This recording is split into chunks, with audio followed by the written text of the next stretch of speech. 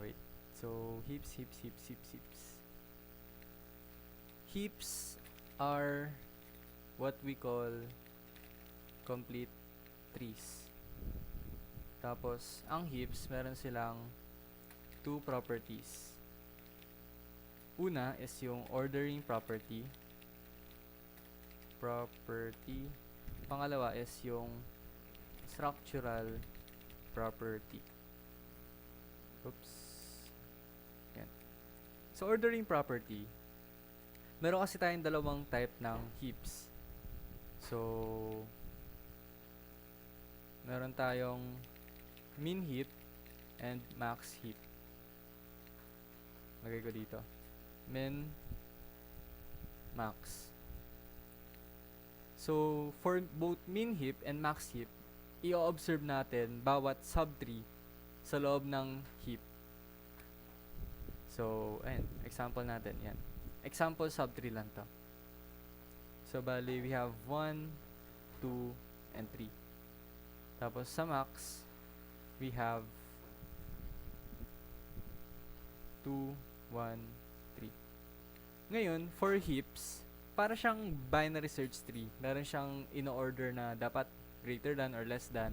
Pero there's a few differences.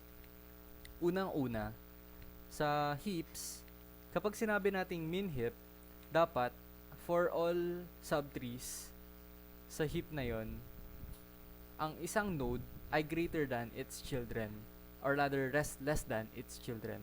Kapag min heap, dapat lahat ng parent ay less than their children. Sa max heap naman, dapat lahat ng parent ay greater than their children. So, pag sinabi natin 4 to, mali na yan sa max heap. And then, pag naman sinabing min heap to, for example, mali yan kasi mas malaki to kaysa sa children niya.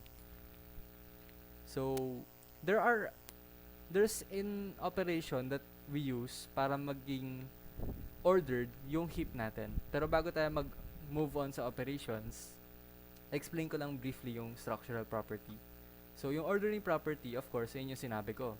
Yung min heap and max heap. Dapat less than or greater than their children. Sa structural property naman, kailangan complete tree yung heap. So, what do we mean by complete tree? May iba-iba tayong klase ng complete tree. We have full, complete, skewed, height balance, mga ganun. Pag sinabi natin complete, lahat ng level niya is kompleto yung children except for the last level.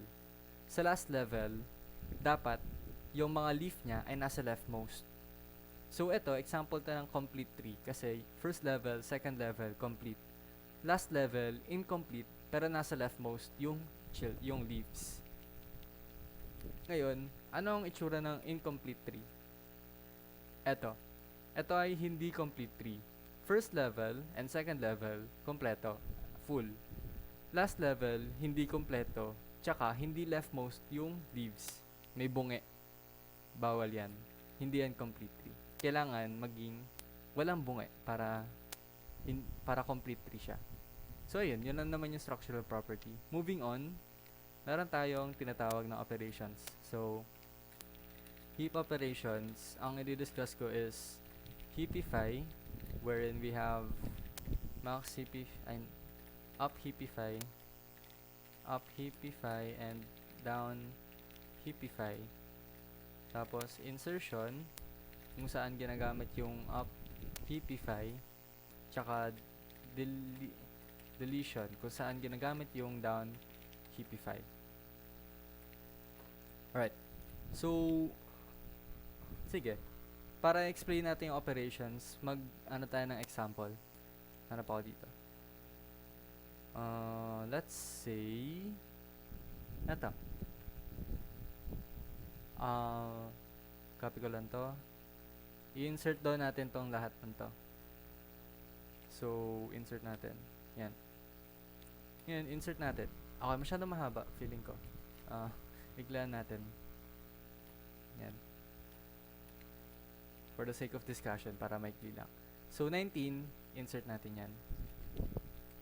Ang inserting sa heaps is, lagi siyang nasa dulo. What do we mean by dulo? Lagi, di ba, complete binary tree siya. So, kailangan, if i-fill mo lagi. So, dito yung next, tas dito yung next, tapos dito yung next, dito yung next, dito yung next, dito yung next. Bawal ka mag-skip. So, ganun yung in order, yung order natin ng pag-insert. Ngayon, 34. Lagay natin siya dito. This is a min heap. And ordering property, goods naman, less than, greater than. Structural property, goods rin, mukha pa rin siyang complete tree. And then 23, lagay natin dito. Yan. Ordering, okay pa rin, tama pa rin siya. Structural, okay pa rin, complete siya. Ngayon, sinabi ko kanina na heaps and binary search trees are almost similar, pero may very big difference talaga.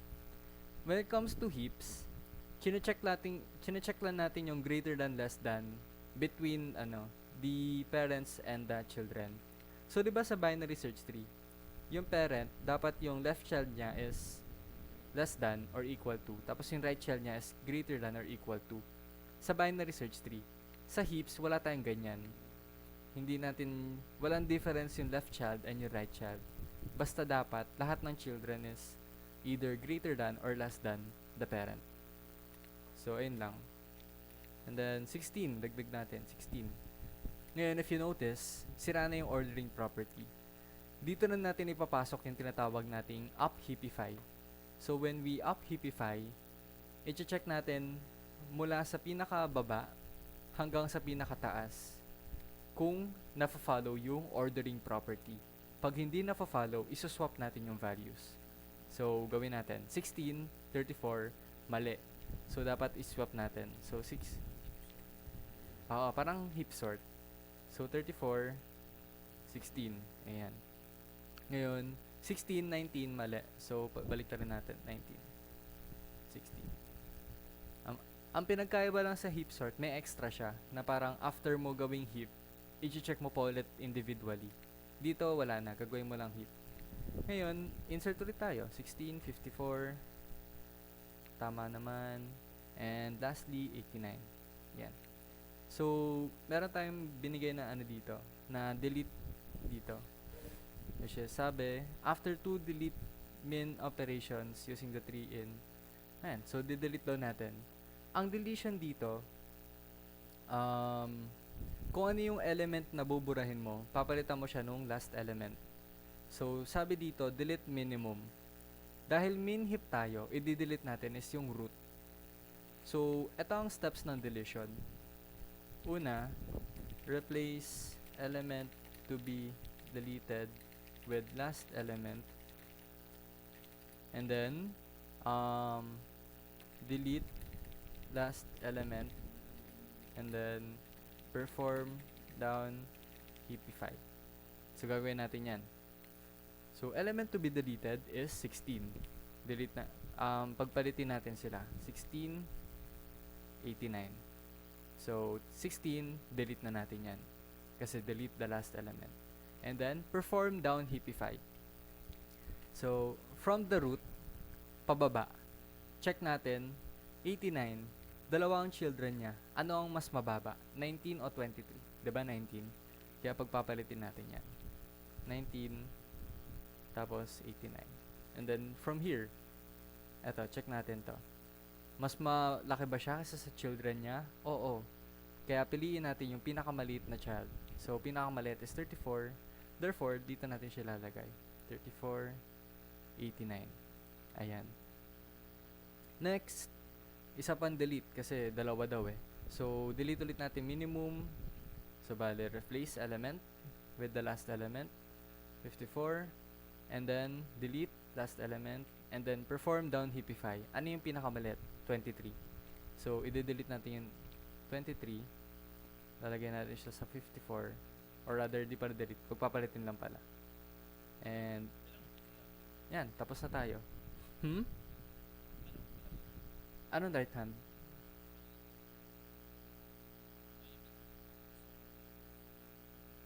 Nope.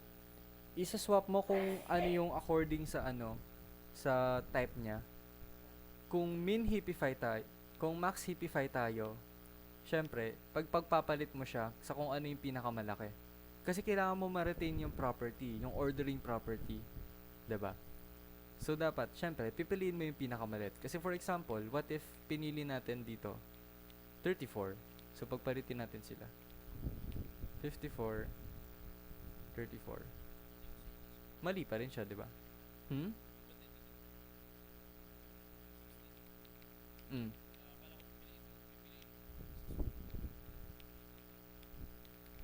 Ah, yeah, yung rightmost. Kasi yun yung last element eh.